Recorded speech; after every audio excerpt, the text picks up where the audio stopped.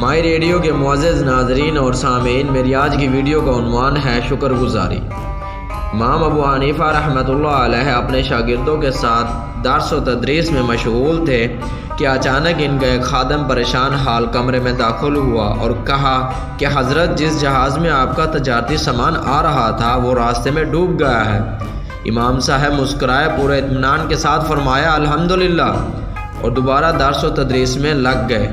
कुछ देर बाद वो खादम दोबारा अंदर आया और कहने लगा, हज़रत, खबर झूठी थी, जहाज़ बंदरगाह पर सही सलामत लंगर अंदाज हो गया है। इमाम साहब मुस्कुराए, फिर कहा अल्हम्दुलिल्लाह। फिर तालीम और ताल्लुम का सिलसिला वहीं से जोड़ दिया जहाँ से रुका था। एक शागिर्द ने हैरानी के आलम में दरियाफ्त किया, इमाम साहब, ये क्या माजरा है? जहाज़ डूब गया तो अल्हम्दुलिल्लाह, बच गया तो फिर अल्हम्दुलिल्लाह। आपकी तो मुस्कुराहट में भी कोई फ़र्क नहीं आया।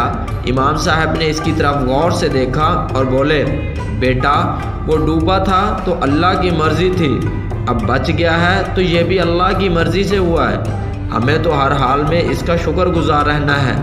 इस दुनिया में एक कानून मौजूद है, इसको लॉ ऑफ अट्रैक्शन यानी कानून कशिश कहते हैं। इसकी मिसाल बड़ी सादा है। हमारे इर्द गिर्द हर जगह लहरें मौजूद हैं। यकीन करना है तो रेडियो ऑन करें और फ्रीक्वेंसी के साथ छेड़छाड़ शुरू कर दें। आपको मुख्तलिफ फ्रीक्वेंसीज़ पर मुख्तलिफ चैनल मिलेंगे जिन पर मुख्तलिफ किस्म के गाने और शो वगैरह चल रहे होंगे। बिल्कुल यही मामला कानून कशिश का है। जब आप शुक्रगुजार होते हैं तो पूरी कायनात हरकत में आ जाती है और अल्लाह ताला हर चीज़ को आपकी सेट की हुई फ्रीक्वेंसी पर लगा देते हैं। इंतखाब और मर्ज़ी आपकी अपनी है। आप शुक्रगुजारी का चैनल सेट करते हैं या ख़ुद को शिकवे शिकायतों की फ्रीक्वेंसी पर ट्यून करते हैं। आप जो हासिल करना चाहते हैं, जैसा बनना चाहते हैं, वैसा सोचना शुरू कर दें।